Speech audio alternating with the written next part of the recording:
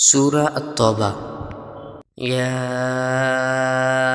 ایہا النبی جاہد الکفار والمنافقین واغلظ علیہم ومأواہم جہنم وبئس المصیر۔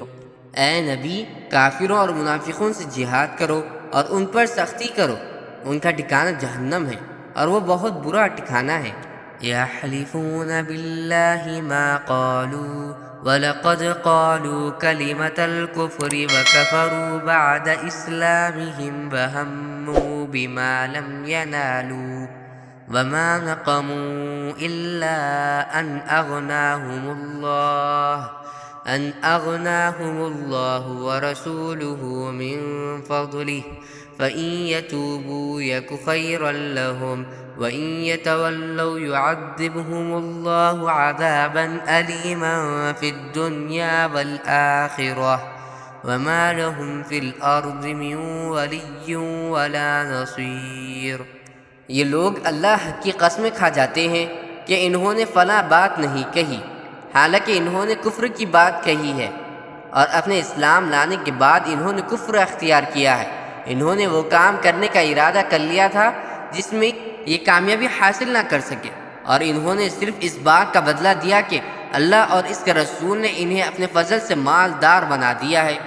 اب اگر یہ توبہ کر لیں تو ان کے حق میں بہتر ہوگا، اور اگر یہ منہ موڑیں گے تو اللہ ان کو دنیا اور آخرت میں دردناک عذاب دے گا، اور روئے زمین پر ان کا نہ کوئی یار ہوگا نہ مددگار۔ وَمِنْهُمْ مَنْ عَاهَدَ اللَّهَ لَئِنْ آتَانَا مِنْ فَضْلِهِ لَنَصَّدَّقَنَّ وَلَنَكُونَنَّ مِنَ الصَّالِحِينَ۔ اور انہی میں وہ لوگ بھی ہیں جنہوں نے اللہ سے یہ عہد کیا تھا کہ اگر وہ اپنے فضل سے ہمیں نوازے گا تو ہم ضرور صدقہ کریں گے اور یقیناً نیک لوگوں میں شامل ہو جائیں گے۔ فَلَمَّا آتَاهُم مِّن فَضْلِهِ بَخِلُوا بِهِ وَتَوَلَّوْا وَهُم مُّعْرِضُونَ۔ لیکن جب اللہ نے ان کو اپنے فضل سے نوازا تو اس میں بخل کرنے لگے اور منہ موڑ کر چل دیے۔ فَأَعْقَبَهُمْ نِفَاقًا فِي قُلُوبِهِمْ إِلَى يَوْمِ يَلْقَوْنَهُ بِمَا أَخْلَفُوا اللَّهَ مَا وَعَدُوهُ وَبِمَا كَانُوا يَكْذِبُونَ۔ نتیجہ یہ کہ اللہ نے سزا کے طور پر نفاق ان کے دلوں میں اس دن تک کے لیے جما دیا ہے جس دن وہ اللہ سے جا کر ملیں گے، کیونکہ انہوں نے اللہ سے جو وعدہ کیا تھا اس کی خلاف ورزی کی، اور کیونکہ وہ جھوٹ بولا کرتے تھے۔ أَلَمْ يَعْلَمُوا أَنَّ اللَّهَ يَعْلَمُ سِرَّهُمْ وَنَجْوَاهُمْ بَأَنَّ اللَّهَ عَلَّامُ الْغُيُوبِ۔ کیا انہیں یہ پتہ نہیں تھا کہ اللہ ان کی تمام پوشیدہ باتوں اور سرگوشیوں کو جانتا ہے، اور یہ کہ اس کو غیب کی ساری باتوں کا پورا علم ہے۔ الَّذِينَ يَلْمِزُونَ الْمُطَّوِّعِينَ مِنَ الْمُؤْمِنِينَ فِي الصَّدَقَاتِ وَالَّذِينَ لَا يَجِدُونَ إِلَّا